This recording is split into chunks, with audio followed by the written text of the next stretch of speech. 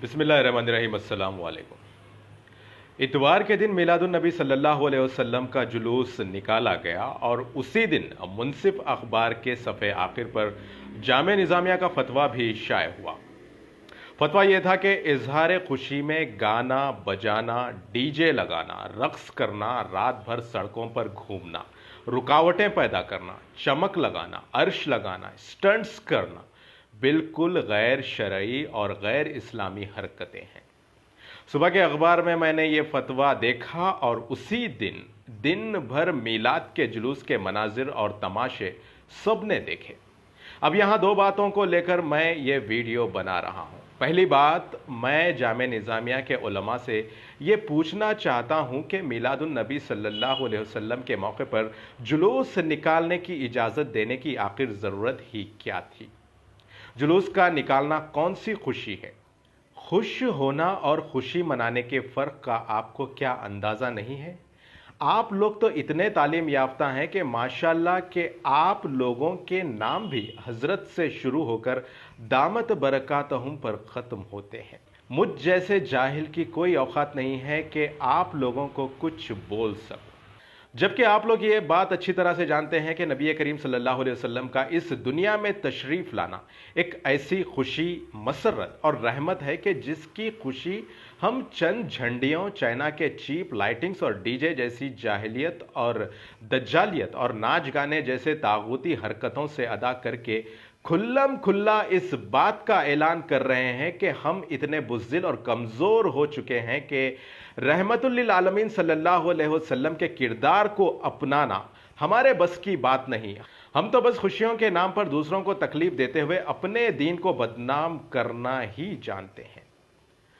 अब दूसरी बात यह है कि आप लोगों से ही हमने सीखा है कि अगर हमारे सामने गलत काम हो रहे हैं तो इसका मतलब यह है कि अल्लाह ताला हमको अपना इस्लाम और ईमान टेस्ट करने का मौका दे रहा है। ये वो मौका है कि आए मैदान में, हर सड़क पर, हर चौराहे पर, हर घर पे अल्लाह ताला मौका दे रहा है कि हमको अपने दर्जात बुलंद करने हैं। अल्लाह ताला हमको मौका दे रहा है कि आए, रोके बुराई को अपने हाथों से।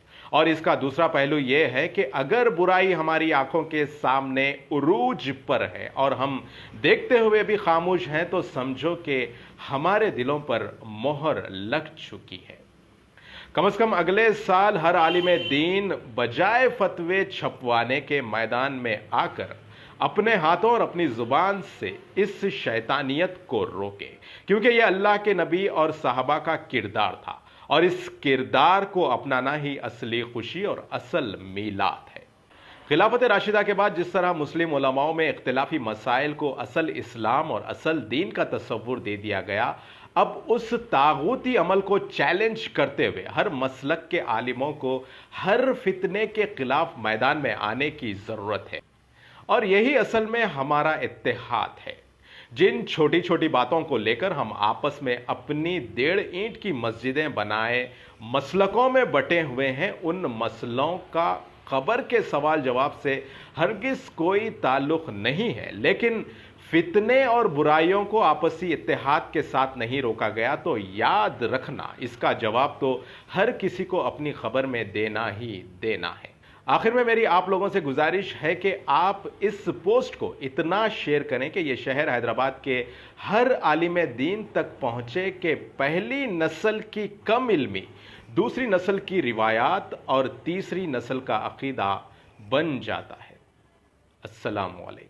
दोस्तों, इस पर आपकी क्या राय है कमेंट करके ज़रूर बताइए और इस वीडियो को लाइक और शेयर भी कर दीजिए।